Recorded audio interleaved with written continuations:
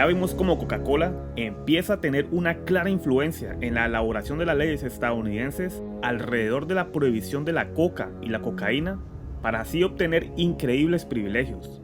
Y de cómo logra esto usando a personajes de alto nivel como el director antinarcóticos de los Estados Unidos durante los 20s, Levi Nutt, quien terminaría saliendo por la puerta de atrás dada su relación con el tatarabuelo de los narcos modernos, Arnold Rothstein. Así que en este video vamos a ver cómo Coca-Cola termina siendo una empresa de éxito mundial, usando la misma sustancia que el gobierno estadounidense descaradamente le prohíbe usar al resto del mundo, es decir, la mata de coca.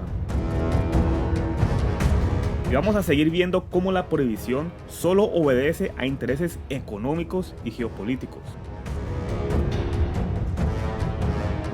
A través de este siniestro monopolio, Coca-Cola asegura su éxito económico, reemplazando al vino francés Mariani como la bebida cocalera número 1 del mundo.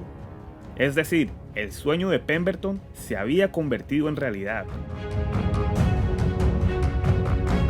Los Estados Unidos incluso usaron a la empresa Coca-Cola para espiar a otros gobiernos y para ejercer su imperialismo económico en el resto del mundo tras la Segunda Guerra Mundial.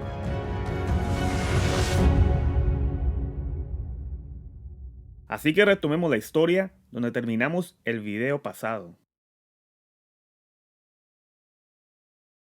Tras la salida de Levi Nutt en 1929, y dado el evidente fracaso de la prohibición del alcohol, el Congreso estadounidense decidió separar las agencias encargadas de perseguir crímenes relacionados con drogas de los relacionados con el alcohol.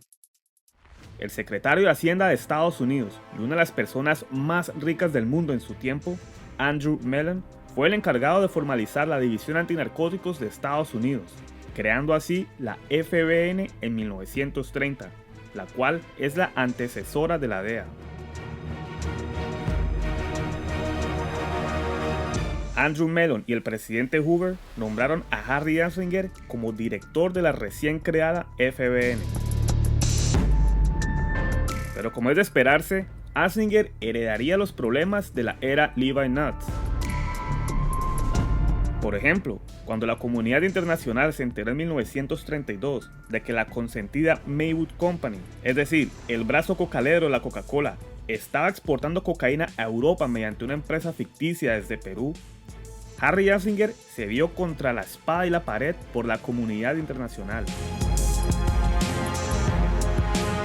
Debido al escándalo que armó Canadá tras enterarse de lo que estaba haciendo Maywood Company, Harry Anslinger no tuvo de otra más que de presionar al brazo cocalero de la Coca-Cola para que destruyeran toda la cocaína que tenían en su fábrica peruana.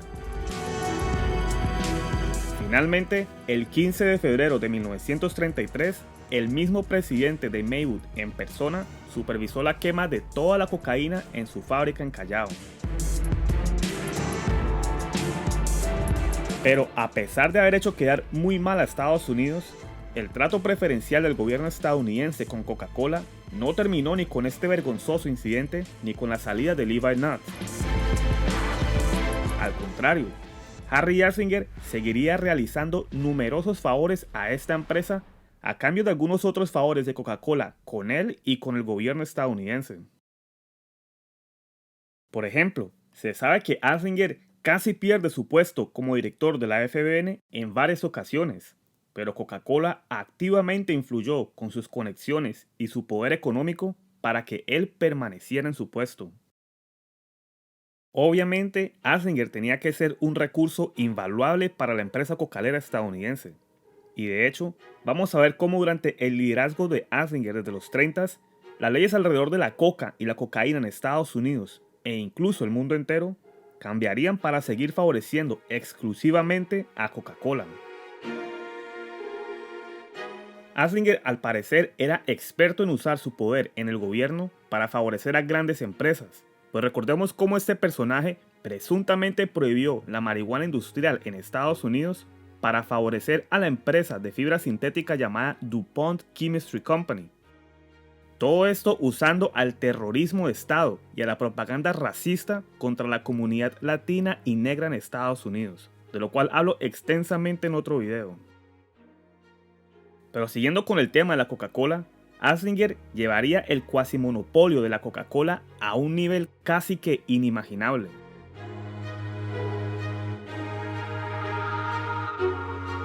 Recordemos que desde los 20 solamente las compañías Merck y Maywood tenían el monopolio de las hojas de coca en Estados Unidos.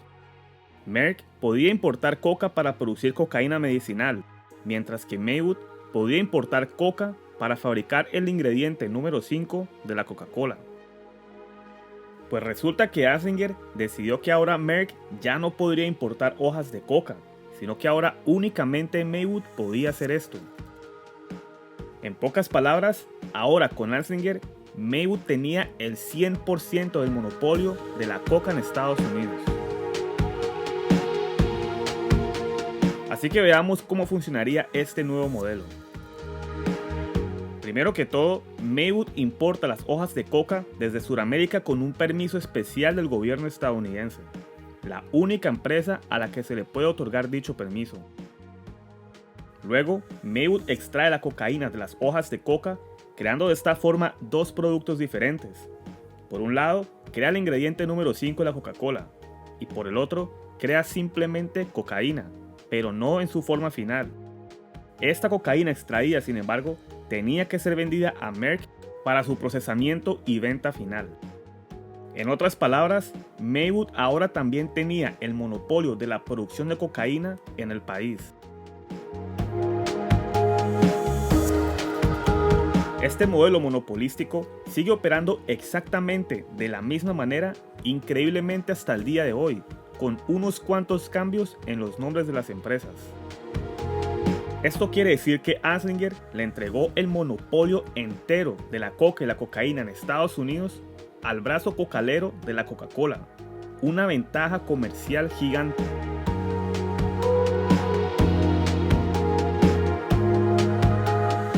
Pero a Coca-Cola no le bastaba con tener el monopolio de la importación de la coca y la elaboración de cocaína en Estados Unidos.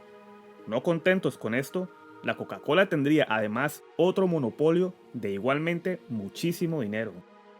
Como ya sabemos, Coca-Cola compraba el ahora descocainizado ingrediente número 5 a la Maywood Company. Pero obviamente no eran los únicos interesados en este extracto de hojas de coca. Muchas compañías estaban interesadas en este tipo de productos, por lo cual, en su derecho legítimo en un libre mercado capitalista, intentaron acceder a la descocainizada hoja de coca de Maywood Company, como la compañía SB Penick, quien aplicó en los años 30 para poder comprar el saborizante.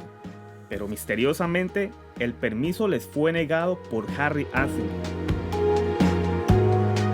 Así como a SB Penick, este permiso les fue negado a toda empresa que no fuese Coca-Cola, como Yukon Club Cola, Better Cola y Cola Coca.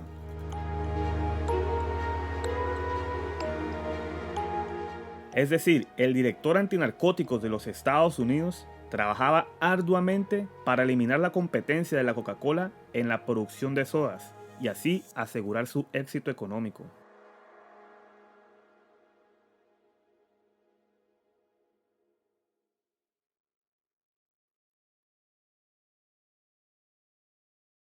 En este intrincado juego de intereses económicos y políticos, Anslinger buscaba expandir su poder en el mundo entero, aunque empezó por lo que era la zona de influencia estadounidense durante los 30, es decir, Latinoamérica. Por ejemplo, Coca-Cola y sus conexiones en Perú servían como espías en los asuntos políticos peruanos, lo cual era una retribución de esta empresa con Anslinger y el gobierno federal estadounidense por su trato preferencial. Esta lealtad, de hecho, se vio bastante reforzada tras el incidente de la exportación de cocaína desde Perú por Maywood Company en 1928, ya que Coca-Cola temía perder dicho favoritismo. En otras palabras, Coca-Cola se había casi que convertido en una extensión del gobierno estadounidense por fuera del país.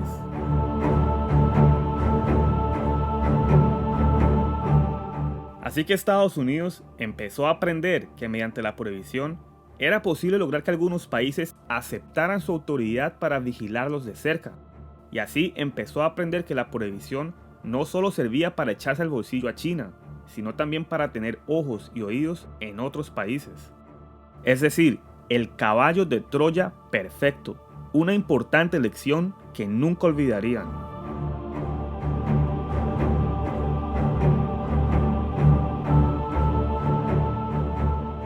Para mostrar la importancia que Coca-Cola tenía para los intereses imperialistas del tío Sam, basta con mirar un poco más de cerca los acontecimientos durante la Segunda Guerra Mundial. Por ejemplo, resulta que mientras que los aliados iban retomando Europa durante la guerra, los ingenieros de Coca-Cola estaban justo atrás de la línea de fuego reconstruyendo rápidamente las antiguas fábricas de Coca-Cola. Estas fábricas de hecho habían sido usadas para fabricar la Fanta durante la época nazi, pero esa es otra historia. Durante la posguerra, Coca-Cola tendría un extraordinario y explosivo éxito a nivel mundial, lo que habla por sí solo sobre el resultado de estos claros esfuerzos del propio gobierno estadounidense por posicionar esta bebida cocalera en el mundo entero.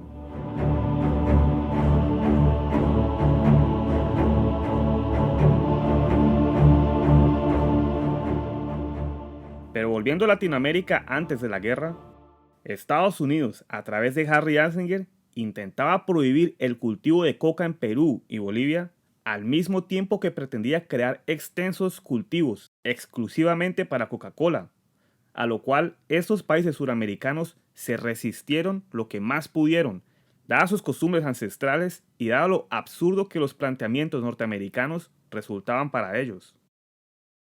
Pero todo esto fue por mucho tiempo un secreto muy bien guardado, del cual el público no podía saber absolutamente nada, ni siquiera los gobiernos de los otros países en los cuales esta bebida era vendida. Así es, Coca-Cola mantuvo hasta hace muy poco el secreto de que su famoso ingrediente número 5 sigue siendo hecho a base de las prohibidas hojas de coca. El secreto se mantuvo con el pretexto de ser un secreto industrial, y en esto Harry Anslinger vuelve a ser un jugador supremamente importante.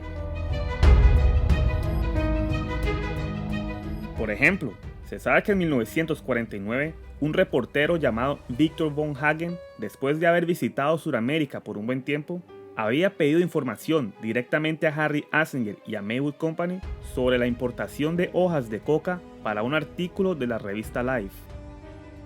Esto puso inmediatamente en máxima alerta a todo el entramado de Coca-Cola, Maywood Company y Harry Anslinger, al punto que demoraron meses pensando en cómo lidiar con este problema. Tras meses de correspondencia entre esas tres partes, Ralph Hayes, un directivo de alto perfil de Coca-Cola y muy bien conectado en el gobierno, finalmente respondió a la carta de la revista Life diciendo que no apoyaban dicho artículo sobre la coca porque estaban supuestamente tratando de proteger los intereses del público en general. A esta carta luego se le sumaría otra del mismo Harry Anslinger, diciendo que él pensaba exactamente igual a Hayes y sugería no hacer ningún artículo acerca de la planta de coca. Es decir, Coca-Cola y Harry Anslinger le decían al mundo entero que tapara el hecho de que la bebida más famosa de Estados Unidos y el mundo usaba la prohibida hoja de coca era por el bien de la gente del común y no por la contradicción y la hipocresía tan grande que este monopolio tan absurdo representaba para la política exterior estadounidense.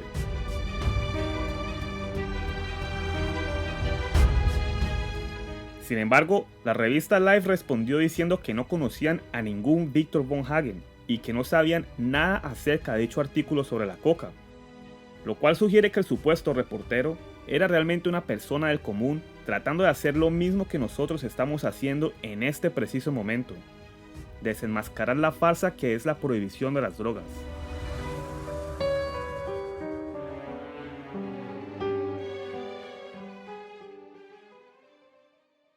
Debido a esto, era común pensar hasta hace muy poco que las hojas de coca en la Coca-Cola eran algo del pasado y que la coca ya no hacía parte de la receta. Una mentira que el gobierno estadounidense trataba de mantener, incluso con otros gobiernos, con la excusa de que ese secretismo era una práctica legítima en el mundo capitalista para evitar el plagio de sus productos.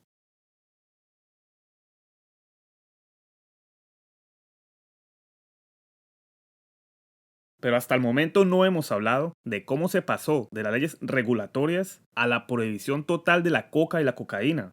Así que para esto, retrocedamos en el tiempo nuevamente a la Segunda Guerra Mundial, para ver cómo Estados Unidos finalmente logra imponer la prohibición total de la coca y la cocaína para que Coca-Cola finalmente se quede con estos monopolios en el mundo entero. Pero ya que hablamos de la Segunda Guerra Mundial, enfoquémonos antes a un nivel más global de la prohibición para ver cómo las leyes regulatorias de las drogas se usan con fines geopolíticos y económicos. Por ejemplo, un evento que muestra muy claramente la hipocresía de las leyes regulatorias de todas las drogas ocurrió justo antes de la guerra, cuando el mismo Harry Anslinger compró una gran cantidad de drogas para lucrarse durante el eventual conflicto bélico. ¿Cómo así? Resulta que, como hemos estado viendo en los otros videos, la cocaína, el opio, la morfina y la heroína son muy importantes en el aspecto medicinal, por lo cual el mismo Harry Anslinger empezó a comprar grandes cantidades de estas drogas desde 1936, preparándose para la Segunda Guerra Mundial, la cual él muy hábilmente ya veía venir.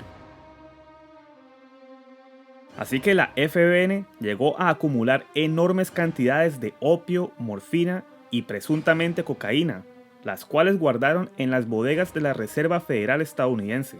Y cuando la guerra estalló, Estados Unidos se convirtió en uno de los narcotraficantes más grandes del mundo entero al suplir a sus aliados de guerra de estas escasas y ahora costosísimas drogas. En pocas palabras, la FBN, la antecesora de la DEA, fue el narcotraficante más grande durante la Segunda Guerra Mundial. Todo esto rompiendo con todas las leyes internacionales impuestas por ellos mismos, pero en tiempos de guerra todo se vale.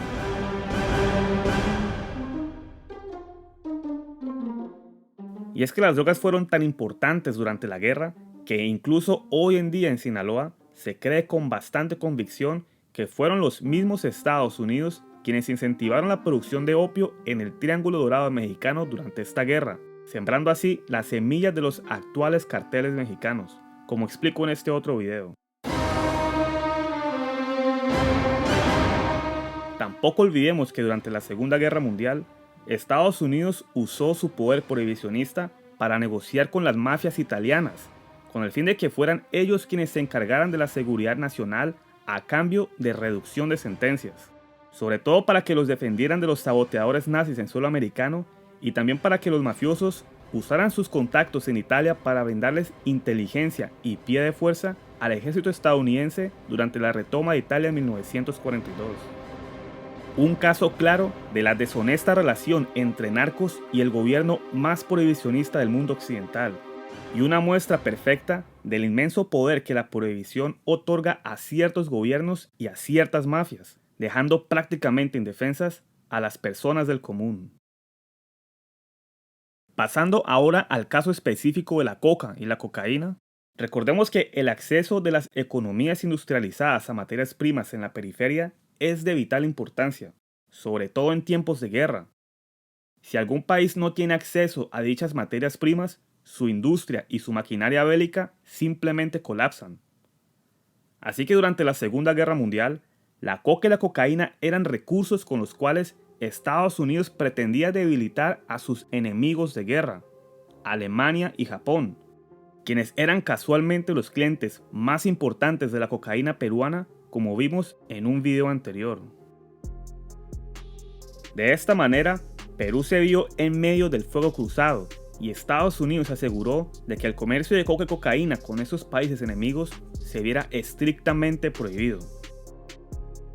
Fue esta nueva ilegalidad del comercio de coca y cocaína durante la Segunda Guerra Mundial lo que ocasionó que aparecieran los primeros rumores de tráfico ilegal de cocaína desde Sudamérica, lo cual nos brinda una visión de primera mano de los efectos perversos de la prohibición. Uno de los primeros casos ocurrió en marzo de 1939, cuando dos alemanes fueron arrestados en Lima, tratando de montar un laboratorio de cocaína y en posesión ya de medio kilo. La mercancía ilegal iba a salir por Chile hasta Alemania, e incluso se dieron cuenta que la exportación de cocaína iba hasta Rusia, durante la corta alianza ruso-alemana a principios de la Segunda Guerra Mundial. La influencia estadounidense durante la guerra finalmente llevó a Perú a crear su primera ley antidrogas en 1941, la cual ordenaba a la policía a trabajar en conjunto con el Ministerio de Salud para investigar todo comercio o uso ilegal de drogas. Pero esta guerra no duró para siempre. En 1945, la Segunda Guerra Mundial llegó a su fin y los antiguos mercados peruanos de cocaína ahora estaban completamente bajo el dominio estadounidense, lo cual terminó de una vez por todas con la legalidad de la coca y la cocaína en Perú y el mundo entero. Con esta nueva ilegalidad total se dio origen, ahora sí, a los primeros carteles de la cocaína. Es decir, este preciso momento es el nacimiento de la prohibición de la coca y cocaína y de sus hermanos siameses, los carteles en Latinoamérica. Esta prohibición en Perú fue lo que empezó a empujar eventualmente la producción ilegal hacia otros países suramericanos y fue formando los carteles de la cocaína que conocemos hoy en día. El tráfico ilegal pasaría de Perú a Bolivia, luego a Chile y finalmente a Colombia en los años 70. La prohibición de la coca y la cocaína quedaría formalizada después de 16 largos años de negociación en la Convención Única de Estupefacientes de 1961, donde incluso se le prohíbe mascar coca a los nativos suramericanos, quienes lo han venido haciendo por miles de años como parte central de su cultura.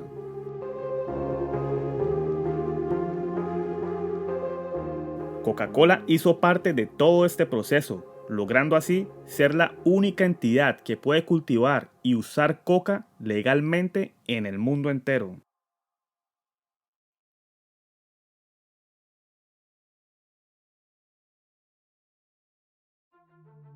Para resumir, vimos cómo Estados Unidos usa la prohibición para adueñarse del monopolio de la hoja de coca a nivel mundial, e incluso le prohíbe a los indígenas suramericanos mascar la hoja de coca como lo han venido haciendo por miles de años.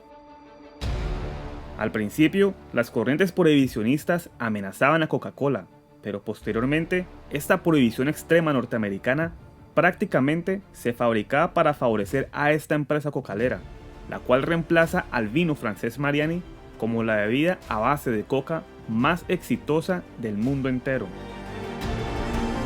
Coca-Cola, por su parte, juega un papel importantísimo en el imperialismo económico yanqui y se convierte en prácticamente una extensión de este gobierno en otros países, al punto que Coca-Cola participaba en las convenciones internacionales para darle forma a las mismas leyes prohibicionistas de las cuales tanto se benefician.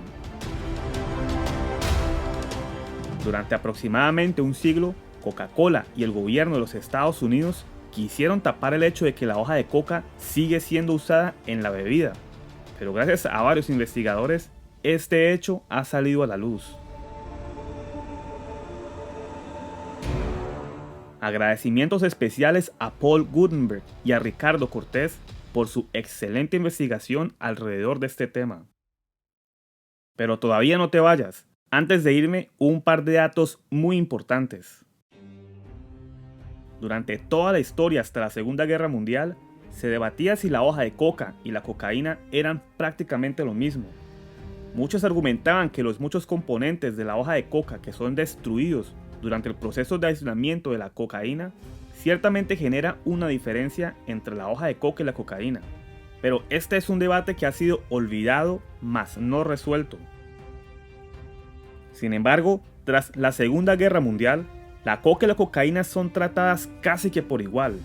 Algo muy irónico una vez más, si pensamos que el ingrediente número 5 de Coca-Cola es simplemente hojas de coca sin cocaína. El brazo cocalero de la Coca-Cola, es decir, Maywood Company, luego fue comprada por Stepan Company en 1959 para seguir produciendo cocaína y el ingrediente número 5. Es decir, Stepan Company hoy en día, en el 2022, es una empresa dedicada a la fabricación de cocaína dentro de Estados Unidos. y la cantidad de hojas de coca importadas desde Sudamérica crecen año tras año. En el 2010, Stepan Company importó 136 toneladas de hojas de coca desde Sudamérica, el triple de las que importó tan solo 3 años atrás en el 2007. La cocaína resultante ya no se vende a Merck, sino que ahora se vende a otra empresa que se llama Mallinckrodt, muy famosa por la reciente epidemia de opiáceos en Estados Unidos. Hoy en día, muy pocos países han legalizado la cocaína para usos medicinales, pero dado el monopolio de la hoja de coca por Coca-Cola, únicamente Estados Unidos puede fabricar estos productos. Es decir, otro monopolio. Un mercado que sigue siendo de mucho secretismo en el mundo entero, dadas sus implicaciones políticas. En mi humilde opinión, la responsabilidad de perpetuar o acabar con las leyes prohibicionistas que solo favorecen a algunas empresas privadas o a ciertos gobiernos recae exclusivamente en la ciudadanía de los países afectados, donde la guerra contra las drogas solo ha traído crimen, muerte, corrupción y la cultura de la vida criminal. Podemos seguir callando o podemos tomar acción frente a estos temas. Lastimosamente, los mismos poderes económicos de los cuales hemos estado hablando también afectan a mis videos. Este contenido es constantemente marginalizado a propósito por el algoritmo de YouTube para que el mensaje nunca llegue a la población en general. Así que tú eres muy importante para esta iniciativa. Comparte, dale like y expresa tus ideas en los comentarios. Hasta la próxima.